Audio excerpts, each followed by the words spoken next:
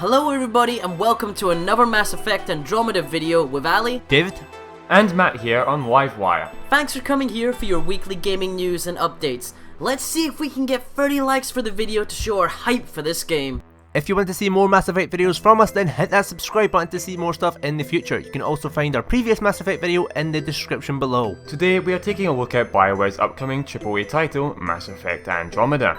BioWare are calling this the biggest undertaking to date, stating that We're building the best of what we all love about Mass Effect. Amazing stories, characters and fun third-person shooter combat, and bringing them along with us on the expedition to Andromeda. But we're also excited to be introducing new features and ways you can enjoy a Mass Effect game. So let's list some of the new features BioWare are eager to showcase to us. More freedom. One of our biggest ambitions is to give players an unprecedented level of freedom for the Mass Effect experience. Where you go, how you get there, and how you play, it's all up to you. new uncharted worlds.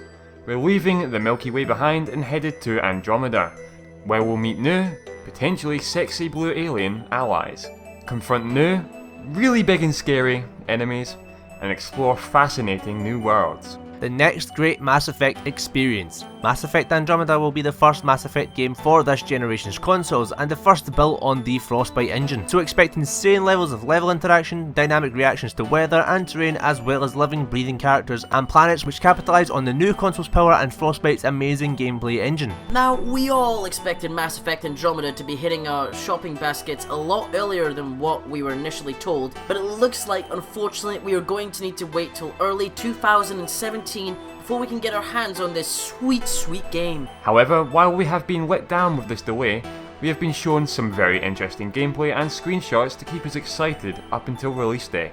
One of these big reveals is the main protagonist, Ryder. Ryder is the new character's surname, an equivalent of the infamous Shepard from the original trilogy set in the Milky Way. What was so special about this announcement was not the name, which ironically fits very well with music played in the very first trailer, Riders in the Sky by Johnny Cash, anyone? Which, if you haven't seen yet, just do it. It's the gender of the protagonist. Ryder is first shown to us as the female playable character. She walks slightly panicked and out of breath, explaining her surprise that they actually made it. Made it obviously suggests that they have reached the destination of the Andromeda Galaxy at long last. Now in today's modern age, despite most video games' target market demographics being males and all that nerd crush and whatnot, some people still seem to be surprised at the reveal of the main character being female. Whilst this doesn't change our love for the game, it does lead us to presume that like previous installments of the series and other BioWare RPG games, you will have full control over the customization of your protagonist's gender, looks and decisions in the game.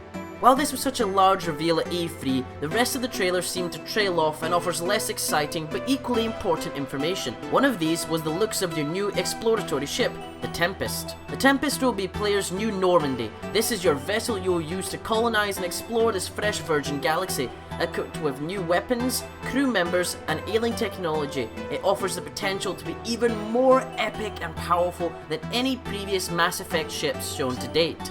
Speaking of things from other galaxies, one person who won't be getting a cameo or even mentioned in Andromeda will be our beloved Commander Shepard. Shepard's own fate at the end of Mass Effect 3 leads us to draw the conclusion that he can't physically appear in this universe.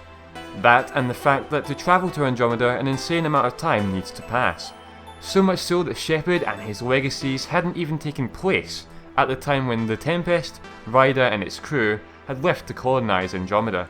So with no Shepard confirmed in the game, it leaves just you as the Pathfinder to shape the destiny of mankind in this universe. Interestingly though, BioWare recently revealed that the character we see jumping around and fighting in the first trailer is in fact not you. So we're yet to find out if this is in fact a friend of ours or an enemy. Back to more bad news, I'm afraid. For those who wanted basically an old Mass Effect reboot, apparently none of your crew from the former games will be playable in Andromeda. Notice what we say, not playable. You also won't be able to meet them apparently, which makes sense given the time and distance between the galaxies, given similar cause and reasons as to why Shepard won't make a cameo, as we already explained. We mentioned already in our previous video, however, that the two characters of your crew who will be playable are Cora and Drac, who, based on some speculation, are your starting Biotic and Soldier crew members.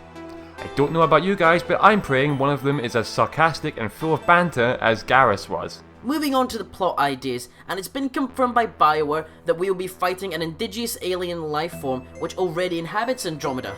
But wait, indigenous alien life? Doesn't that make us the bad aliens invading another galaxy and trying to colonise it? Kind of ironic coming from me considering I'm British, but you know.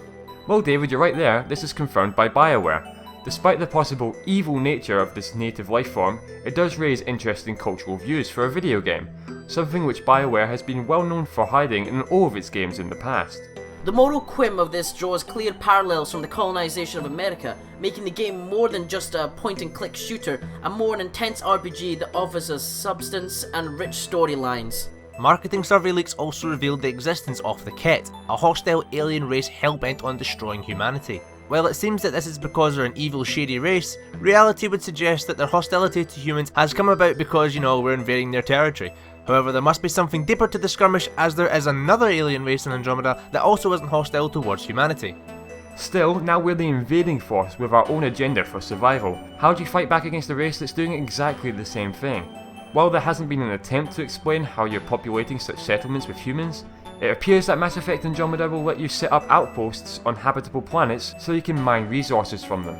Settlement building seems to work in a similar fashion to a traditional real-time strategy title, with the lead customer survey information indicating that recon settlements open up new sections of maps, whilst mining settlements will continually mine resources for your ship and expanding empire. Mass Effect's multiplayer mode comes back in Andromeda, although this time around things are a little bit different. The main meat of Andromeda's multiplayer seems to take the form of a horde mode, pitting you and 3 others against a wave of enemy troops. Enemy difficulty increases with each wave and you'll be given new objectives as you play, be they disarming a bomb or assassinating a select target.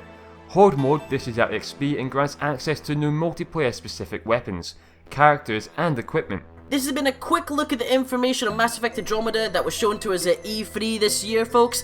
If you'd like to see more information which we've previously released, look at the playlist of Mass Effect at the end slate now, and the description below will have the links for those on handheld mobile devices, or why not have a look at our For Honor series, which is hitting big on the channel, and we appreciate all your support from you guys who are showing it love. Until next time then, folks, be sure to hit like and subscribe, and we'll see you next time!